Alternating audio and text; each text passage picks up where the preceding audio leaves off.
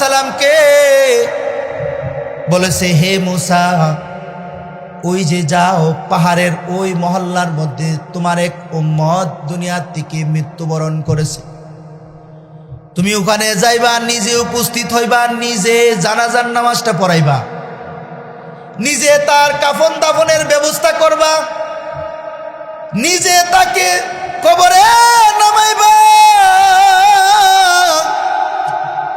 তার জানাজার নামাজটা পড়াইয়া তুমি এই ঘোষণা দিবা যে এই বান্দার জানাজার নামাজ যারা পড়বে তারা সবাই আল্লাহর জান্নাতে চলে যাবে। জোরে বলেন সুবহানাল্লাহ। এটা ফাঁস গাওয়ার আওয়াজ না, আরো জোরে হইতেইব। যারা এই বান্দাটার জানাজার নামাজ পড়বে তারা সবাই এক জানাজার নামাজের মাধ্যমে আল্লাহর জান্নাতে চলে যাবে। কত বড় ঘোষণা, লাকি চান্স, কত সুন্দর ঘোষণা। একটা জানাজা দিয়া যদি আল্লাহর জান্নাতে যাওয়া যায় তাহলে আর কি লাগে। কত সুন্দর ঘোষণা।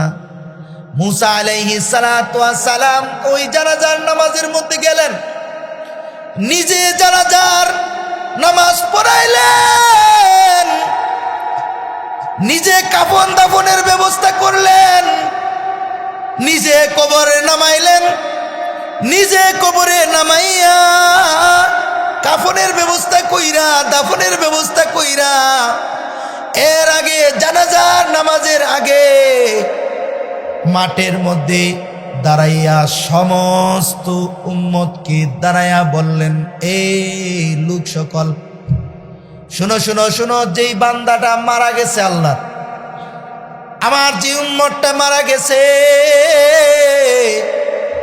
তোমরা যদি কেউ এই বান্দার জানাজার নামাজ তোমরা কেউ পড়ো, এক জানাজার নামাজ দিয়া তোমরা সবাই আল্লাহর জান্নাতে চলে যাইবা। ঘোষণাটা দেওয়ার সাথে সাথে সবাই জানাজার নামাজের মধ্যে অংশগ্রহণ করছে। এমন লাকি চান্স যদি আমাদেরকে দেয়, আমরা কি পাগল হইয়ার মতো যাইতাম না? এই যেমন কথা বলেন, ঠিক না? আমরা তো যাইতে হবে, আমরা তো যাব।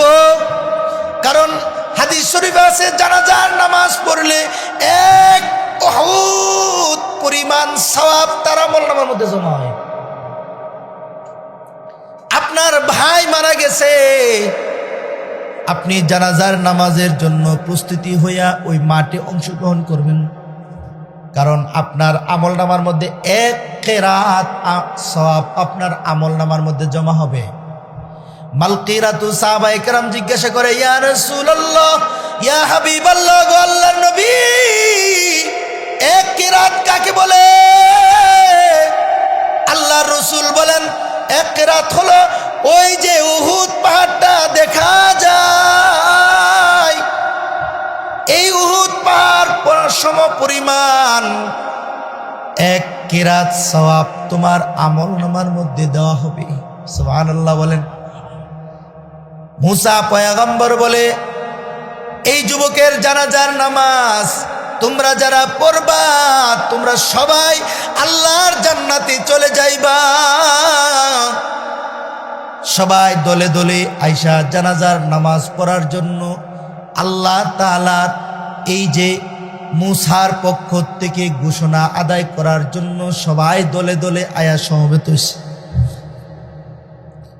এবার সমবেত হইয়া মূসা পয়গম্বরের ঘোষণা যে এই যুবকের জানাজার নামাজ পড়লে জান্নাতে যাবে, লোকটারে একটু দেখা লই, কে তা, কোথায় তার বাড়ি, কোথায় তার ঘর, কেমন নেককার, এক জানাজার নামাজ পড়া যদি আল্লাহর জান্নাতে যাওয়া যায়, কেমন নেক আমল লোকটার।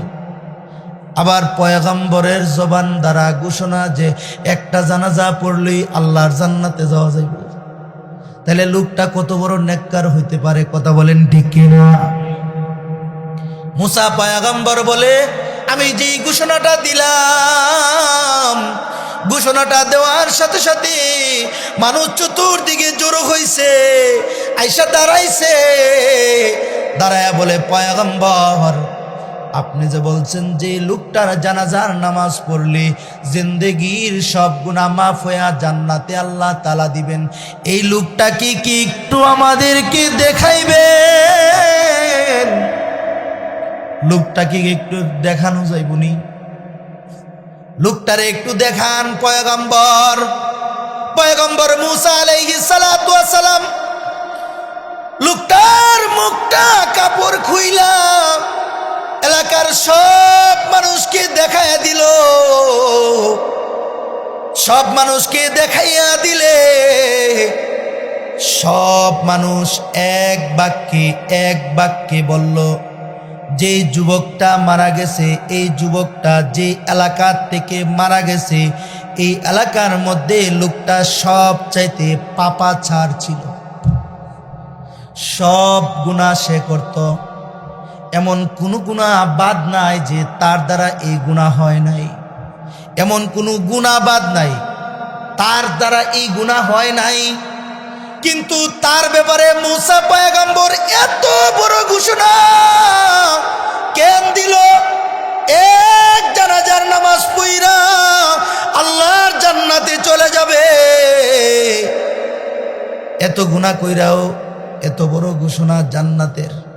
মূসা পয়গম্বর এই ঘোষণা দিলে আবার লোকেরা দেখা চেহারাটা দেখা বলে, এই যুবকটা না আমাদের এলাকার, সে মদ খাইতো, গাঞ্জা খাইতো, অসৎ পথে চলাফেরা করত।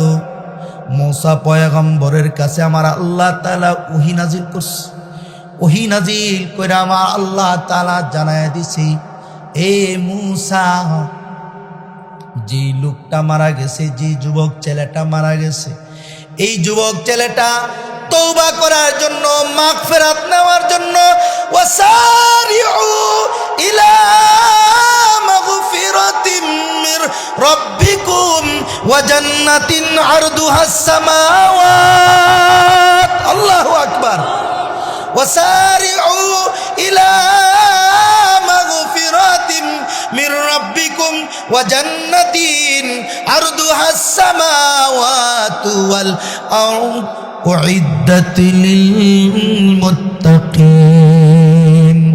আল্লাহ তাআলার পক্ষ থেকে, আল্লাহ তাআলার কাছ থেকে যে যুবকটা ক্ষমা নিছে, কেমনে দেখেন, যুবকটা আল্লাহ তাআলার কাছে কেঁদে কেঁদে বলছে, ওগো আল্লাহ, আমার দ্বারা এমন একটা গুনাহ নাই যে গুনাহটা আমি করি নাই। আল্লাহ, আমি পাহাড়ের মধ্যে চুটলাম, পাহাড়ের মধ্যে চুইটা আমি পাহাড়ের মধ্যে গেলাম, লোকটা কিছু বকরি ফালতো, বকরি, এই বকরি নিয়ে পাহাড়ের মধ্যে নিজের সব কিছু সাইরা দিয়া পাহাড়ের মধ্যে গিয়া লোকটা আল্লাহ তাআলার কাছে দোয়া করত, আল্লাহ আমার দ্বারা এমন এমন গুনাহ হয়েছে, আমার দ্বারা এমন এমন নাফরমানি হয়েছে, আল্লাহ ডানে তাকায় দিকে আমার মা নাই, বামে তাকায় দিকে আমার বাবা নাই, সামনে তাকায় দেখি আমার আত্মীয় স্বজন কেউ নাই, পিছনে তাকায় দেখি কোনো মানুষ নাই, শুধু আছো তুমি আল্লাহ। এই যে মরুভূমিতে আমি আছি আল্লাহ, খাবারের মতন কিছু নাই, না খাইতে খাইতে খাইতে খাইতে লোকটা কঙ্কালের মতন হয়েছে। একদিন আল্লাহ তাআলার কাছে বলছে, আল্লাহ আমি যে গুনাহ করছি সব গুনার জন্য তোমার কাছে আমি অনুতপ্ত, তোমার কাছে আমি লজ্জিত। ওগো আল্লাহ, তুমি যদি আমাকে মাফ না করো, বলো না মাওলা আমি কার কাছে যাব? তুমি তো আমার মাওলা, তুমি তো আমার রব, তুমি তো দেনেওয়ালা আল্লাহ। ও মাওলা, তুমি তো আমারে মাফ করবা মাওলা। এই যে তওবাটা বান্দাটা পাহাড়ের উপরে করছে, আমার আল্লাহ তাআলা তার তওবাটা এমন ভাবে কবুল করেছে, মূসার কাছে ওহী নাজিল কইরা বান্দারে জানায় দিছে, বান্দা তুই মরস নাই, তুই আমার জান্নাতের মেহমান হইছস। নারায়ে তাকবীর, নারায়ে তাকবীর। দিল ইসলাম, কোরআন সুন্নাহর আলো, ইসলামের আলো। নারায়ে তাকবীর। তাহলে এ বাবা, আমরাও আল্লাহর পক্ষ থেকে মাগফিরাত নিতে হবে, কথা বলেন ঠিক কিনা? আল্লাহর পক্ষ থেকে মাপ চাইতে হবে। আল্লাহর পক্ষ থেকে মাপ চাইয়া আমরা আল্লাহ তাআলার কাছে যাইতে হবে। জান্নাত পর্যন্ত আমাদের গন্তব্য, কথা বলে ঠিক কিনা? আমি আমার আরেকটা আলোচনার মাধ্যমে আমার আলোচনা ইতি টানবো ইনশাআল্লাহ। এ বাবা,